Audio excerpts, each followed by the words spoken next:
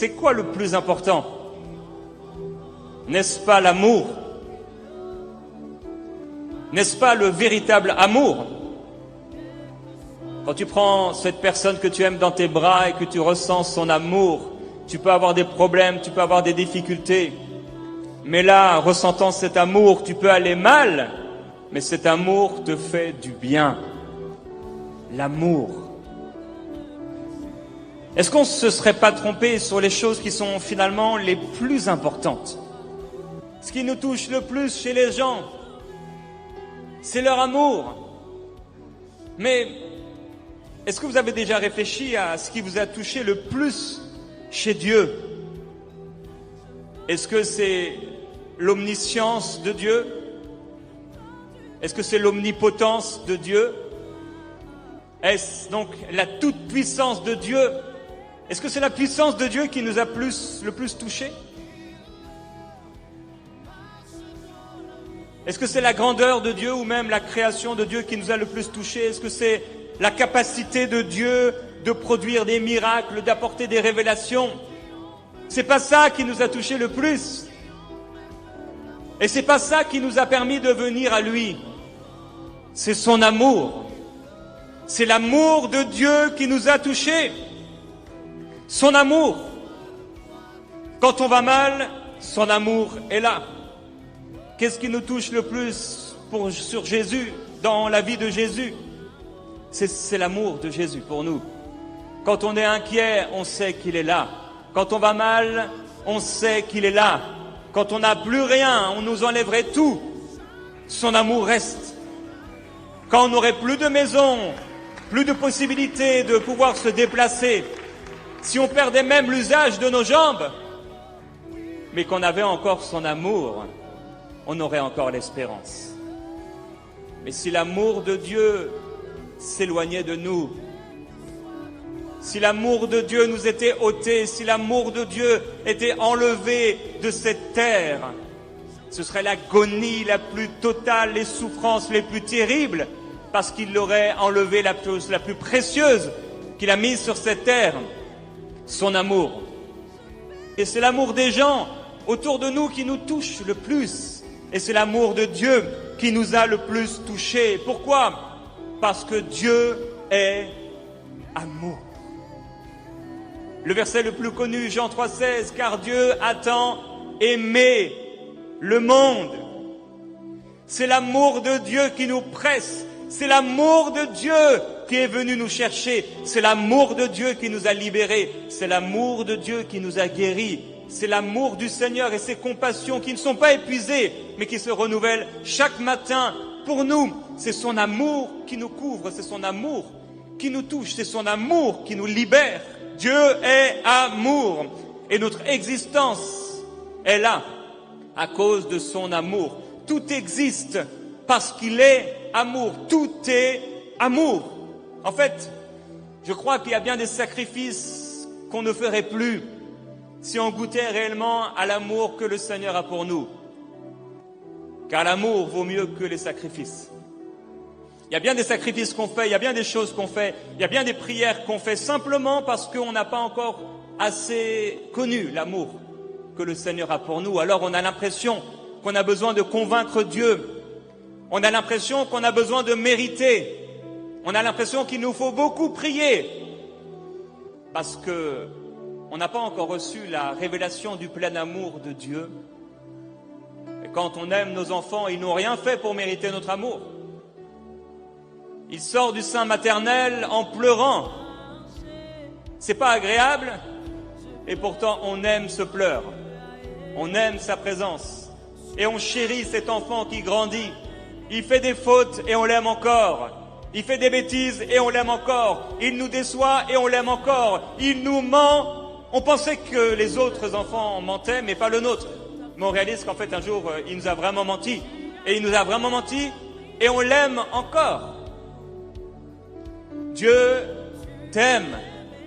Dieu est amour. Et c'est l'amour de Dieu qui va rester.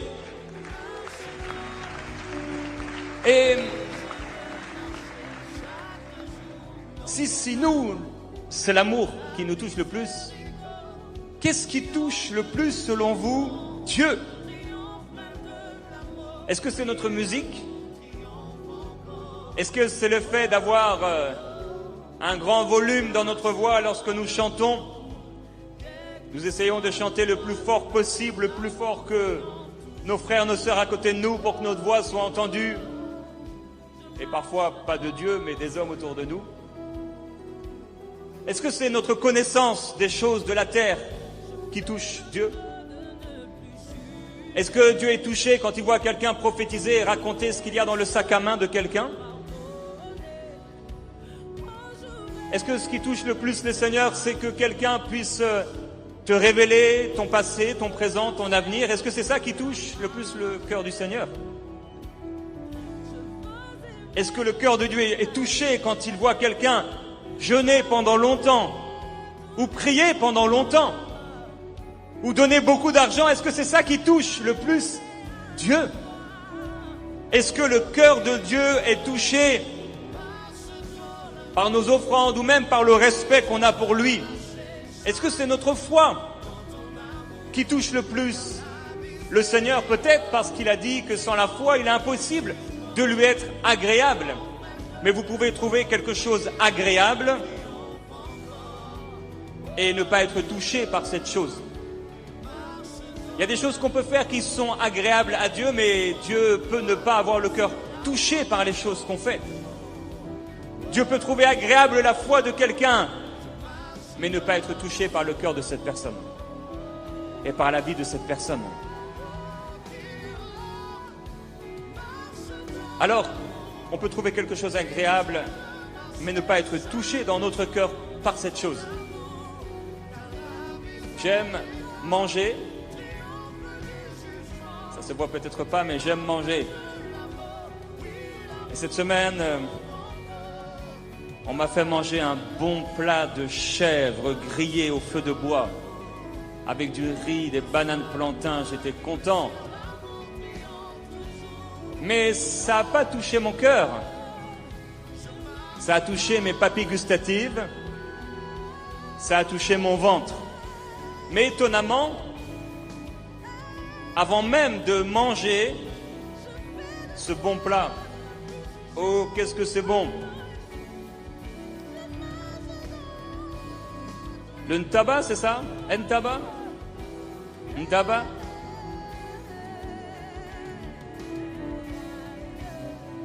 Quand j'ai vu ces plats qu'il m'avait préparés, mes papilles n'étaient pas encore touchées, mon ventre n'était pas encore touché, mais mon cœur a été touché. Parce que j'ai vu que ces personnes m'ont accueilli avec amour, ont cuisiné avec amour, ont voulu m'honorer avec amour. Alors j'avais même pas encore mangé le plat, que j'étais déjà touché dans mon cœur. Dieu dit que l'amour vaut mieux que les sacrifices. Ce qui touche le cœur de Dieu, ce n'est pas les choses qu'on fait pour lui, mais c'est l'amour qu'on a pour lui. C'est ça qui va rester. Qu'est-ce qui touche le plus le Seigneur? Est-ce que c'est le tabac qu'on a fait pour lui, ou est-ce que c'est l'amour qu'on a mis pour le faire? Est-ce que c'est l'offrande qu'on lui donne, ou est-ce que c'est le cœur qu'on a quand on donne? Est-ce que c'est les œuvres qu'on fait? Est-ce que c'est les prières qu'on fait? Est-ce que c'est ça qui touche le cœur de Dieu? Est-ce que c'est même le fait de garder ses commandements? Non, parce que c'est par amour qu'on va garder ses commandements. Un enfant peut obéir à ses parents. On peut obéir à quelqu'un sans aimer. On peut respecter ou obéir à un policier sans aimer ce policier. Et on lui obéit. On peut obéir à Dieu sans l'aimer. On peut essayer d'obéir aux instructions de Dieu et du Seigneur Jésus-Christ, mais sans l'aimer. On peut faire tout ce qu'il faut ou tout ce qu'on pense devoir faire, mais sans l'aimer. Combien de prières on a fait sans l'aimer? Combien de fois on a pu prier, prier, prier, prier et utiliser Dieu comme on pourrait utiliser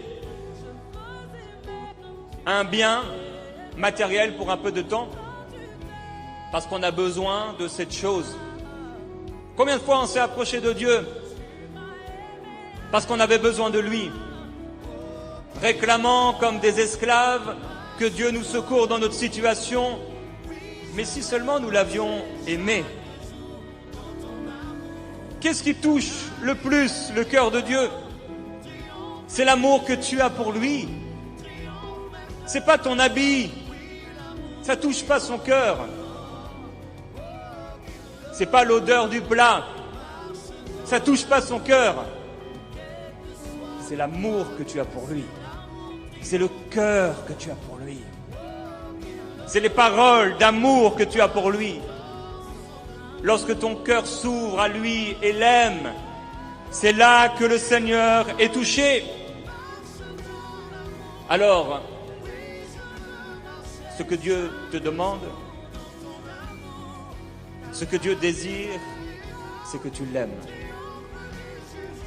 Ce qui touche le plus le Seigneur, c'est l'amour qu'on a pour lui. Comment je pourrais prouver cette déclaration dans la parole? Comme quoi c'est vraiment la chose la plus importante pour Dieu. Cet homme s'est approché de Jésus, il lui a dit, mais maître, c'est quoi le plus grand commandement? Donc, c'est quoi la chose la plus importante pour Dieu? Parce que Dieu a voulu que ce soit le premier des commandements. Donc, la chose la plus importante pour Dieu. Tu aimeras le Seigneur, ton Dieu, de tout ton cœur, de toute ton âme, de toute ta force. Tu aimeras. C'est ce qui doit rester. Est-ce qu'on ne s'est pas trompé, frères et sœurs?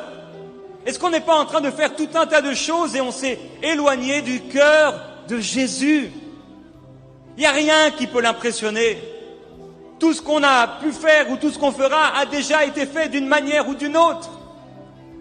Et tout ce qu'on pourrait construire, c'est lui qui a mis toutes les choses qui nous permettent de construire ces choses. Il y a une chose qui touche le cœur de ton Dieu, c'est quand tu l'aimes avec un amour fort, de tout ton cœur, avec passion, de toute ta force. C'est ça qui touche le cœur de Dieu. Combien de foules, combien d'hommes et de femmes s'approchent de Dieu, mais vous savez, ils deviennent comme des robots. Ils parlent comme des robots, ils prient comme des robots, ils font des choses comme des robots. Comme si Dieu était un être, un distributeur, un contrôleur, un régisseur, un contrôleur des impôts, savoir si tu as bien fait les choses. Mais c'est pas ça qui nous a touchés. Et si tu veux trouver quelqu'un, te marier avec quelqu'un, c'est pas ça qui va le toucher. C'est l'amour que tu as pour lui. C'est l'amour que tu as pour elle. C'est ça qui va rester. C'est ça qui restera à la fin. Et il dit, c'est le premier et le plus grand des commandements. Et voici le second qui lui est semblable, tu aimeras ton prochain comme toi-même, et de ces deux commandements dépendent toute la loi et les prophètes. Nous devons nous aimer. J'ai partagé avant-hier un court message au collège Boboto et au chapiteau. Et juste à la fin, j'avais pris un peu de temps et le Saint-Esprit a mis sur mon cœur ce verset. Aimons-nous les uns les autres. Alors je ne l'ai pas dit, je l'ai gardé. Mais le Seigneur a insisté sur cela. Aimons-nous les uns les autres. Aimons-nous les uns les autres. À la fin, tout ce qui restera, c'est son amour. J'aimerais lire 1 Corinthiens au chapitre 13. On puisse lire ce chapitre ensemble. Quand je parlerai les langues des hommes et des anges, si je n'ai pas l'amour, je suis du bronze qui résonne ou une cymbale qui retentit. Et quand j'aurai le don de prophétie, la science de tous les mystères et toute la connaissance, quand j'aurai même toute la foi jusqu'à transporter des montagnes, si je n'ai pas l'amour, je ne suis rien. Alors hier, quand le Seigneur m'a déposé ce message sur mon cœur, j'étais étonné. J'ai dit, mais Seigneur, pourquoi à chaque fois que je viens au Congo, c'est toujours le même message. L'amour. Que ce soit à Kinshasa, que ce soit à Brazzaville, j'ai regardé les messages que j'ai prêchés et c'est toujours l'amour, l'amour, l'amour. Comme si Dieu avait un message pour ce peuple. Comme si, quelque part, Dieu voulait dire quelque chose. Est-ce qu'on n'aurait pas mis trop d'attention sur la cymbale qui retentit? Il dit, quand je parlerai les langues des hommes et des anges, si je n'ai pas l'amour, je suis du bronze qui résonne ou une cymbale qui retentit. On a mis, et l'Église a mis beaucoup d'emphase sur la musique. Oh, la musique prend une place, un rôle tellement important dans ce pays, non seulement dans ce pays, mais dans beaucoup d'autres, la musique. On entend de la musique tout le temps. On marche un peu et quelqu'un est en train d'écouter de la musique. Une église est en train de chanter. On joue de nos instruments. La musique est présente tout le temps, tout le temps. Est-ce que vous pensez que la musique, c'est ce qui touche le plus le cœur du Seigneur? Le fait de bien jouer de la musique, de bien connaître nos instruments, est-ce que c'est ça qui touche le plus le Seigneur? Quand Dieu voit quelqu'un qui joue admirablement du piano, est-ce que Dieu est touché dans son cœur? Il dit, si j'ai pas l'amour, je suis du bronze qui résonne ou une cymbale qui retentit. Et si j'ai le don de prophétie, la prophétie. Combien la prophétie a pris une place importante dans ce pays? Quand quelqu'un prophétise, il attire les foules. Un prophète arrive. On sait que s'il ouvre la bouche, il va t'annoncer ton présent, ton passé, ton avenir. Et tout le monde est subjugué. La prophétie. Quand il y a le ministère prophétique, il te dit ce que tu as caché chez toi sous ton lit. Il te dit le jour de ta naissance, ton numéro de téléphone. Les gens sont bouleversés. Waouh! Quel prophète! Mais est-ce que Dieu est touché dans son cœur? Est-ce que le cœur de Dieu est touché quand on prophétise des choses qu'il connaît déjà? Parfois par des moyens très bizarres? Non. Quand j'aurai le don de prophétie, si j'ai pas l'amour, je ne suis rien. On a mis beaucoup d'accent sur la musique. On a mis beaucoup d'accent sur la prophétie. Mais on pourrait jouer de la musique et prophétiser constamment. Saül a prophétisé pendant qu'il était devenu ennemi de Dieu. Est-ce que ça a touché le cœur de Dieu? Non. Les faux prophètes, ils jouaient de leurs instruments. Ils sonnaient de leurs trompettes. Est-ce que ça touchait le cœur de Dieu? Non. Il dit, si j'ai la science ou la connaissance de tous les mystères et toute la connaissance. On a mis beaucoup d'accent sur la connaissance. J'ai toujours été étonné de voir le nombre de frères et de sœurs congolais qui avaient des masters. Mais vraiment, vous aimez les études. J'ai vécu en France, j'ai vécu au Canada, j'ai eu l'occasion de voyager dans le monde. Mais parmi mes amis, il n'y a personne qui a autant de diplômes que mes amis congolais. Vous étudiez, c'est bien. Tellement de gens ont des masters, ils étudient. Les pasteurs étudient. Ils sont déjà pasteurs depuis 10 ans, 20 ans, 30 ans, mais ils sont encore en train d'étudier. De passer des doctorats théologiques, ils étudient. C'est bien. Mais si j'ai toute la connaissance, mais que je n'ai pas l'amour, ça ne sert à rien. Ça ne sert à rien. Alors on a mis beaucoup d'accent sur la musique. Quand il y a un groupe de musique, un groupe de louanges, qui devient le groupe le plus connu, on s'envoie ces vidéos, leur musique, On les envoie à nos amis et sont répétés, ces chants sont répétés d'église en église et partout, ici et dans le monde.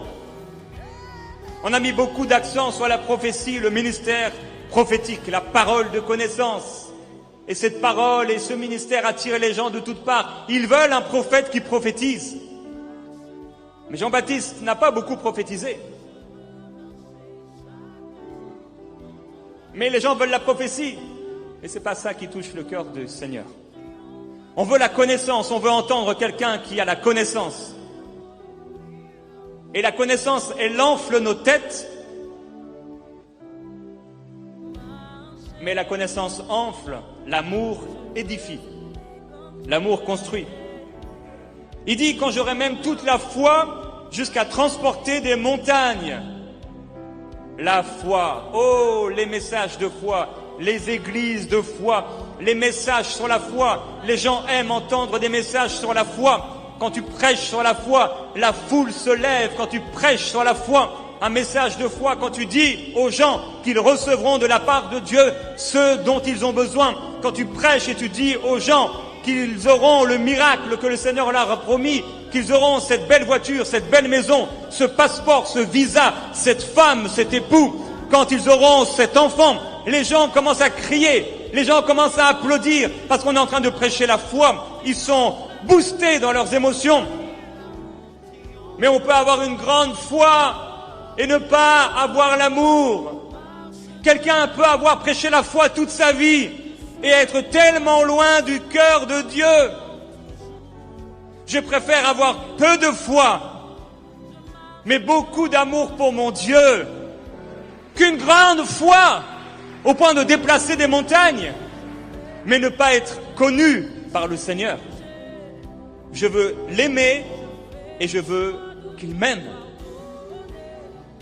C'est une histoire d'amour, pas d'autre chose. Et quand je distribuerai tous mes biens pour la nourriture des pauvres, on a mis beaucoup d'accent sur le fait de donner. Pas forcément la nourriture, mais nos biens. L'Église a mis beaucoup d'accent sur le fait de donner, de faire des offrandes, au point où les croyants ont l'impression, pour beaucoup, qu'en fait, plus ils vont donner à Dieu, et plus Dieu va leur donner. Dommage pour les pauvres. On a cru qu'en fait, il fallait toujours donner, payer, pour recevoir de Dieu. On croit qu'il faut payer pour notre miracle. On croit qu'il faut sortir toujours, forcément, de l'argent de notre poche pour recevoir de Dieu une guérison. On pense qu'il faut venir avec un billet pour apporter au pasteur, au prophète. Et quelque part au fond, on s'imagine que le billet va faire la différence. Comme si le billet allait toucher le cœur de Dieu. Mais est-ce que ça touche le cœur de Dieu? L'or et l'argent sont à lui. Si tu viens ici, que tu me prends ma chaussure et que tu me la donnes, je ne vais pas être touché. C'est ma chaussure. Peut-être je te dirai merci parce que je suis poli. C'est ma chaussure. Je ne serai pas touché par le fait que tu me rendes ma chaussure. Par contre, ce qui touche le cœur du Seigneur, c'est l'amour quand tu donnes. Combien de personnes ont donné les offrandes, mais pas avec un cœur d'amour, juste en obéissant à des principes humains. Alors on pourrait donner tous nos biens. Des gens se font voler partout dans le pays par des soi-disant hommes de Dieu qui leur prêchent un message dilué, faux, mensonger pour obtenir d'eux de l'argent. Combien de personnes, d'hommes et de femmes sont trompés? Mais où est l'amour? Où est l'amour? On pourrait distribuer tous nos biens. Et encore pour la nourriture des pauvres, c'est encore plus noble. Mais si on n'a pas l'amour quand on fait ça, on n'est rien. Rien. Il dit, quand je livrerai même mon corps pour être brûlé, mais que je n'ai pas l'amour, cela ne me sert de rien. Le sacrifice. On a beaucoup prêché le sacrifice. On a imaginé que si vraiment on arrive à jeûner longtemps, le cœur de Dieu sera touché. Si on est parmi les gens qui prient pendant des heures, le cœur de Dieu sera touché. On s'imagine qu'en se réveillant très tôt le matin, à 2h à 3h du matin, le cœur de Dieu va être touché. Mais il y a des gens qui se lèvent très tôt le matin pour gagner de l'argent ou pour faire le mal. Et le cœur de Dieu n'est pas touché positivement. Le sacrifice, le prix à payer. Je prêche le prix à payer. Je prêche le renoncement. Mais tu peux te sacrifier au point même d'offrir ton corps, de donner ton corps, d'user ton corps, mais ne pas avoir l'amour. Qu'est-ce qui va rester à la fin, frères et sœurs? C'est l'amour. Alors il dit, l'amour est patient, l'amour est serviable, il n'est pas envieux.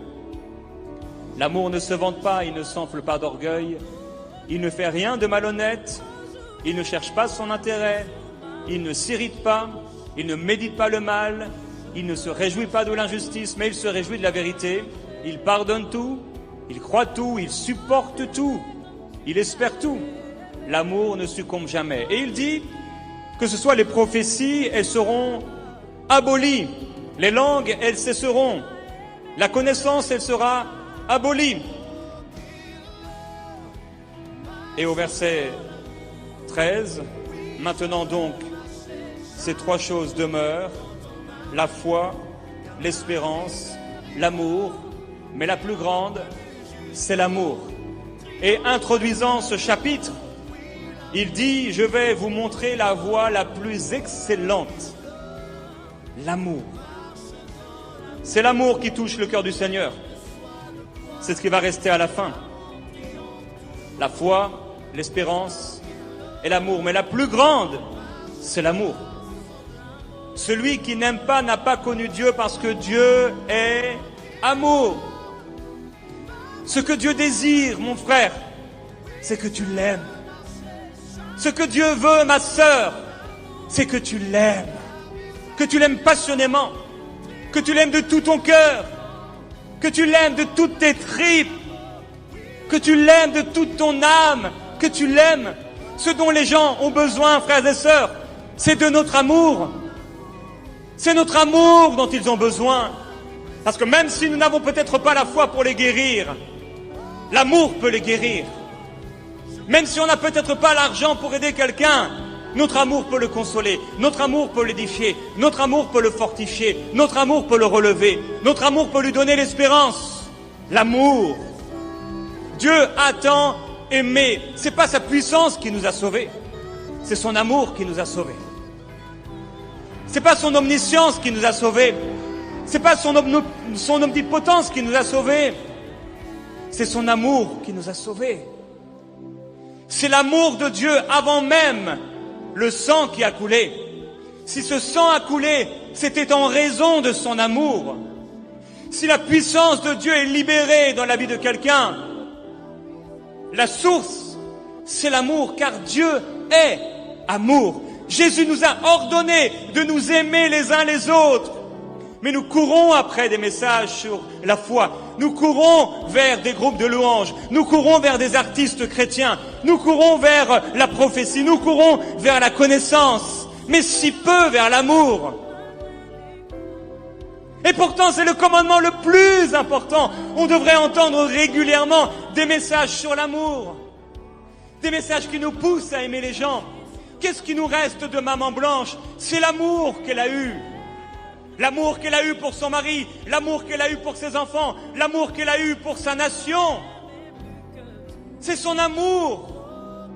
Qu'est-ce qui nous reste de Dieu quand on n'aurait plus rien? Paul dit, j'ai connu la disette et j'ai connu l'abondance. Mais c'est l'amour de Dieu qui l'a touché. C'est l'amour de Dieu qui permettait aux disciples dans la prison de pouvoir continuer à chanter, louer, malgré leur souffrance physique. L'amour, C'est l'amour qui, dans la prison, au sein de cette prison, les a fait louer Dieu. Ils n'ont pas loué Dieu parce qu'on leur a appris que si tu loues Dieu, Dieu siège et il te délivre. Ils ont loué Dieu parce qu'ils l'aimaient. Ils ont loué le Seigneur parce qu'ils l'aimaient. Pas parce qu'il fallait chanter, parce qu'ils l'aimaient. Ils ne se sont pas levés parce qu'il fallait se lever. Ils n'ont pas chanté parce qu'il fallait chanter. Ils n'ont pas prié parce que c'est la chose qu'il faut faire quand on est chrétien. Ils n'ont pas été à l'église parce qu'il faut aller à l'église quand on est chrétien. Ils n'ont pas médité la Bible parce qu'il faut méditer la Bible quand on est chrétien. Ils ont fait toutes ces choses parce qu'ils l'aimaient. C'est quoi le réveil de la Pentecôte? C'est un réveil d'amour. C'est pas autre chose. C'est pourquoi Jésus va dire à Pierre, Pierre, à la fin c'est ce qu'il lui dit, une question, une seule question. Pierre, est-ce que tu m'aimes? Il ne dit pas, Pierre, est-ce que tu te souviens? Est-ce que tu as vraiment bien emmagasiné la connaissance que je t'ai donnée? Pierre, est-ce que tu sais encore guérir les malades? Pierre, est-ce que tu te rappelles comment on chasse un démon? Il dit, Pierre, est-ce que tu m'aimes? Est-ce que tu m'aimes, Pierre? Parce que la puissance sans l'amour, ça ne donne rien. Il peut y avoir des signes, il peut y avoir des miracles. Les faux prophètes peuvent faire ces choses. L'antichrist peut faire ces choses. Les sorciers peuvent faire ces choses. Mais Dieu ne sera jamais touché par ça. Pierre, est-ce que tu m'aimes? Est-ce que tu m'aimes? Il y a tellement, frères et sœurs, j'aimerais aujourd'hui que le Seigneur puisse vous libérer de choses religieuses qui sont sur nous. On a mis des choses religieuses sur nous. Marcher avec Jésus, ça devient tellement compliqué. Ça devient tellement difficile. Les principes, les commandements, les préceptes, les façons d'être, il faut se comporter comme ça, il faut se tenir comme ça. Mes frères et sœurs, devant le Seigneur, nous sommes nus. C'est pas ça qui touche le cœur de Dieu. Ce matin, j'étais embêté parce que j'avais oublié ma veste quelque part. Alors j'ai une veste noire avec un pantalon bleu et une chemise bleue. J'ai dit, ça va pas très bien ensemble. Est-ce que ça impressionne Dieu? Est-ce que ça dérange Dieu? J'aurais pu venir en pyjama. Ça vous aurait dérangé, mais ça n'aurait pas dérangé Dieu. Est-ce que Dieu est impressionné de nos costumes? 2 pièces, 3 pièces, 4 pièces, 5 pièces. De nos belles cravates. Est-ce que son cœur est touché parce qu'on a mis une belle cravate? Est-ce que le Seigneur commence à pleurer quand il voit notre belle cravate, tellement il est ému? Oh, il a mis une belle cravate.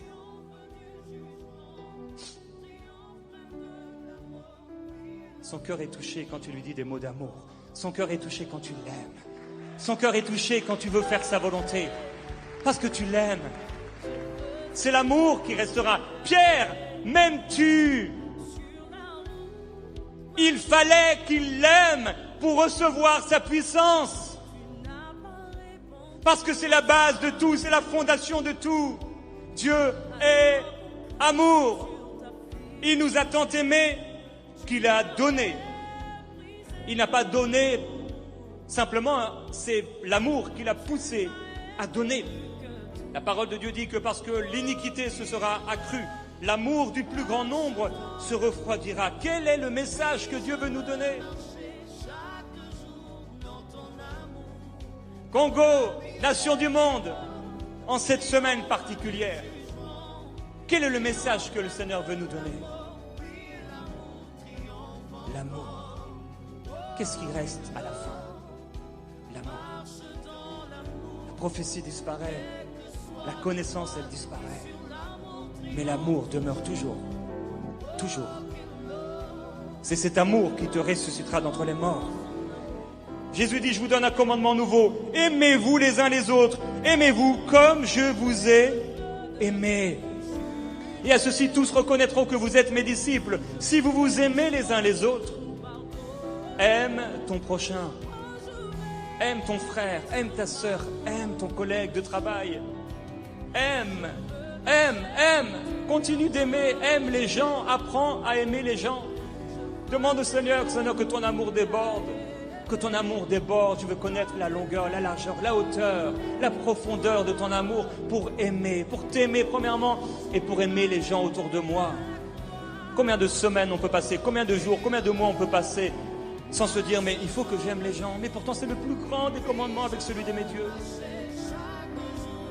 Combien de fois on demande au Seigneur, Seigneur, apprends-moi à t'aimer plus. Et c'est le plus grand des commandements. On a beaucoup prié pour recevoir miracle, guérison, onction, puissance, mais si peu pour recevoir l'amour et manifester l'amour. Seigneur, je veux t'aimer. Je veux t'aimer. Vous savez, quand vous aimez le Seigneur, vous ne plaisez pas à tout le monde. Parce que les gens veulent vous voir dans une façon d'être, un style. Si vous ne respectez pas le style, les gens sont méfiants. Mais parmi les gens que j'ai vu le plus aimer le Seigneur, c'était des gens, ils paraissaient bizarres. Ils n'avaient pas le style. Ils n'avaient pas les mots. Et quand ils parlaient de leur amour pour Jésus, je pleurais.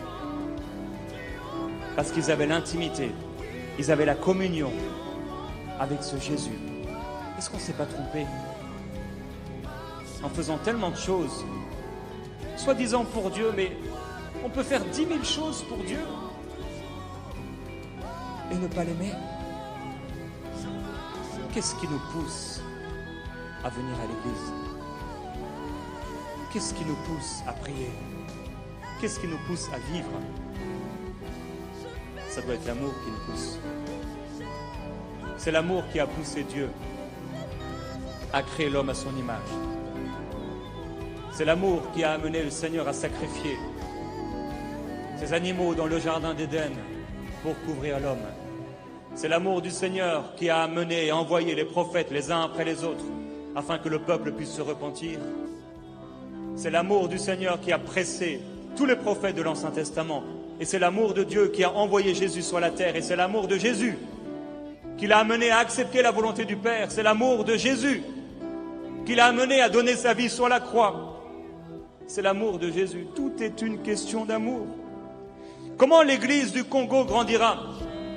Est-ce qu'elle va grandir avec les miracles? Est-ce qu'elle va grandir avec la connaissance, avec la prophétie, avec les dons du Saint-Esprit, avec la connaissance? Est-ce qu'elle va grandir avec les offrandes, avec les sacrifices qu'on va faire? Oui, elle grandira avec toutes ces choses. Mais elle s'évaporera si elle n'a pas l'amour. Ces choses vont nous permettre d'avoir des églises qui grandissent. Mais nous ne devons jamais oublier le fondement sur lequel toutes ces choses doivent venir. L'amour. L'amour. Dans Éphésiens chapitre 4, il est écrit que les 5 ministères ont été donnés pour le perfectionnement des saints en vue de l'œuvre du ministère. Mais ça ne sert à rien de faire l'œuvre du ministère sans amour et de l'édification du corps de Christ. Mais ça ne sert à rien d'édifier le corps de Christ s'il n'est pas édifié dans l'amour. Jusqu'à ce qu'on soit parvenu à l'unité de la foi. On trouve la foi. Et de la connaissance du Fils de Dieu. On trouve la connaissance. La maturité.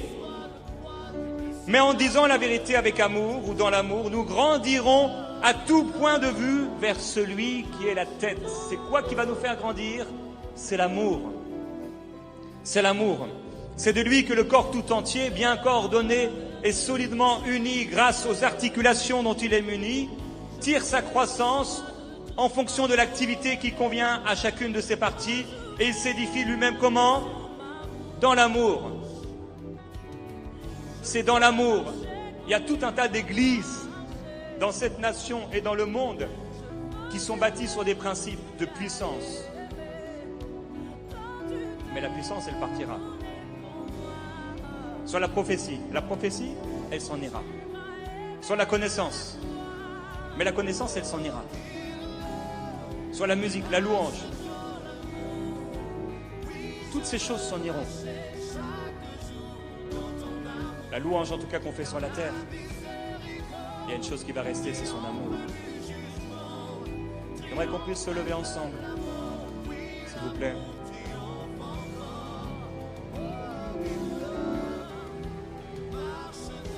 C'est l'amour du Seigneur.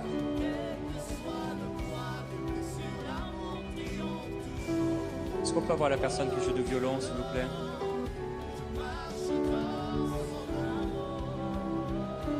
Est-ce que tu peux fermer les yeux là où tu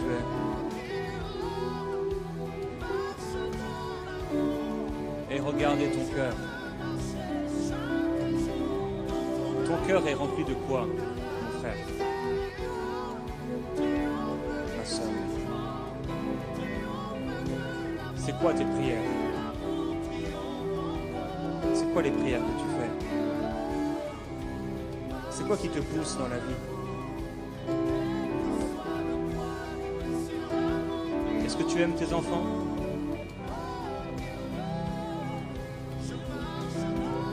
Est-ce que tu aimes ton épouse? Est-ce que tu aimes ton mari? Est-ce que tu aimes les gens autour de toi? Est-ce que tu aimes Dieu? Des fois, on court tellement pour obtenir une maison, obtenir de l'argent, obtenir un emploi, et on passe à côté de nos enfants. Nos enfants n'ont pas besoin d'avoir un père avec beaucoup d'argent. Nos enfants n'ont pas besoin d'avoir une grande maison. Ce dont ils ont besoin, c'est l'amour. Les autres choses, elles viendront parce que le Seigneur est bon. Mais nos familles doivent être bâties sur l'amour. Nos couples doivent être bâtis sur l'amour. En fait, ce qui nous fait pleurer, ce qui fait pleurer le pasteur Marcelo, c'est cet amour. Cet amour qu'il recevait chaque jour et qui n'est plus. Ce qui fait pleurer les enfants aujourd'hui d'avoir perdu leur maman, c'est l'amour de leur maman. Ils ne sont pas en train de penser au plat que maman faisait. Ils ne sont pas en train de se dire, mince, maman ne pourra pas décorer ma chambre. Ce qui manque à leur cœur et ce qui fait souffrir à leur cœur, c'est cet amour dont ils ont besoin. Et c'est l'amour que leur maman avait pour eux. Père, je veux prier pour ton peuple aujourd'hui. Je te demande, s'il te plaît, qu'on puisse comprendre et saisir la profondeur de ce que tu veux nous dire. Tu ne nous as pas parlé avec des grands cris, mais tu nous parles du fondement le plus important. Tu nous ramènes à ton amour. Et Seigneur, je te demande, s'il te plaît, la révélation de ton amour pour ton peuple. Je prie, Père, que là où il y a eu des choses qui ont pris la place de l'amour, je prie que là où il y a eu la religion qui s'est installée, que ton amour prenne la place. Ton amour, Seigneur. Si souvent on est en train de montrer des choses, si souvent on est en train de paraître, on essaie d'être, on entre à l'église et on attache bien nos chemises. Permets-nous de nous aimer les uns les autres. Permets-nous de t'aimer, Seigneur.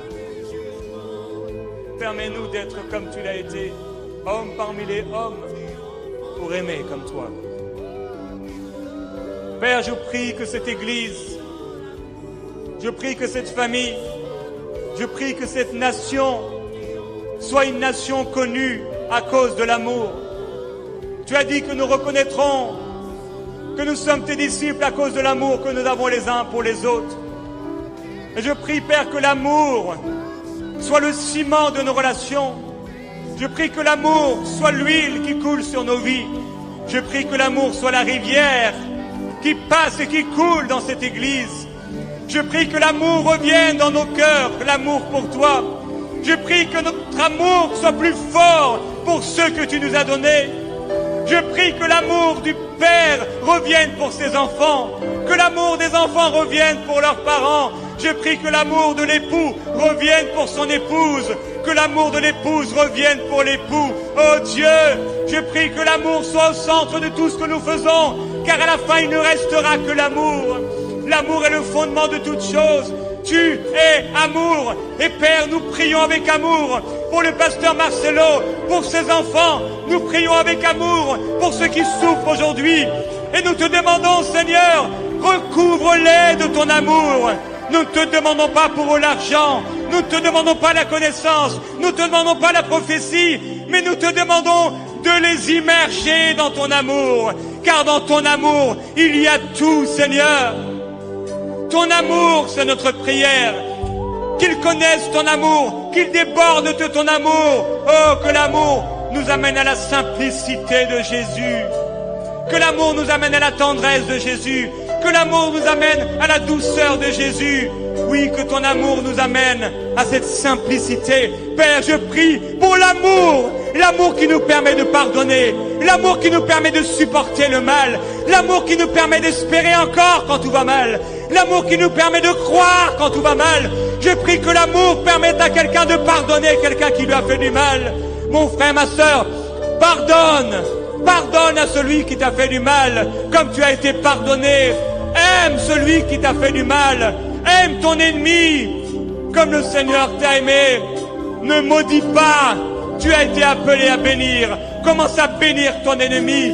Commence à bénir celui qui t'a fait du mal. C'est à cela que tu as été appelé. Bénis, aime, soutiens avec générosité. Aime le Seigneur de tout ton cœur.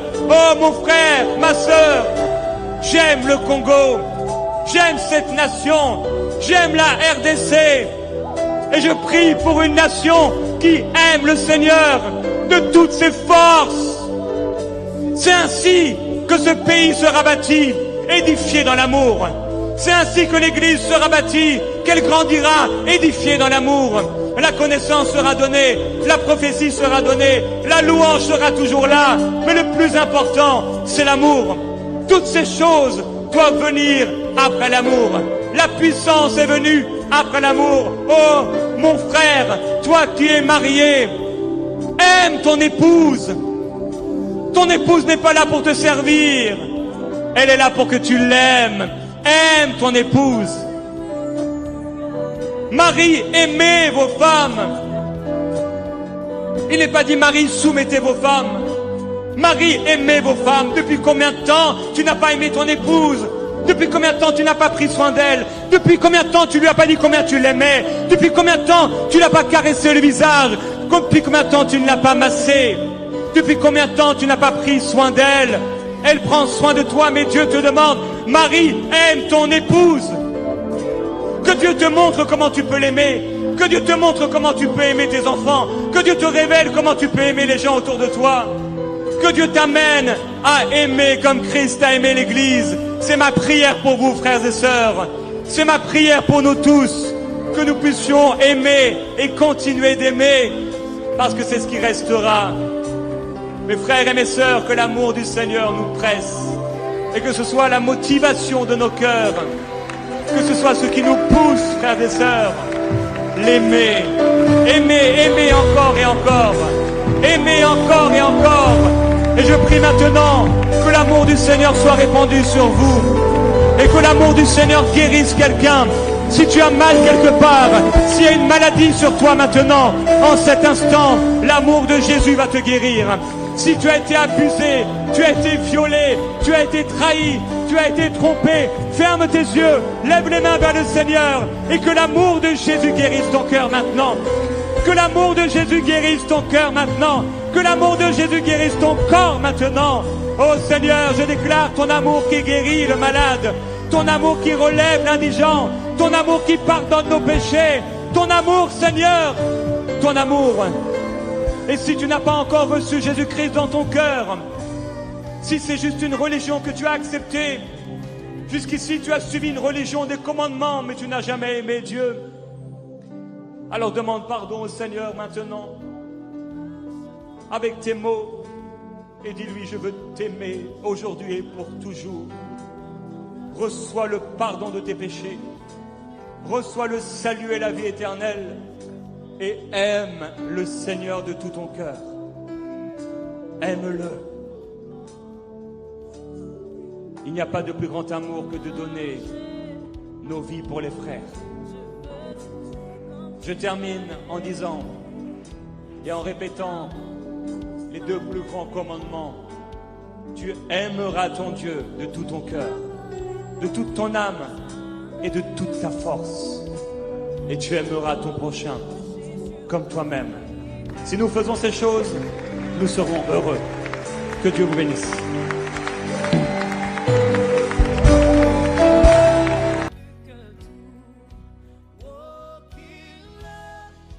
Marche dans l'amour, oui je veux marcher chaque jour dans ton amour, car la vie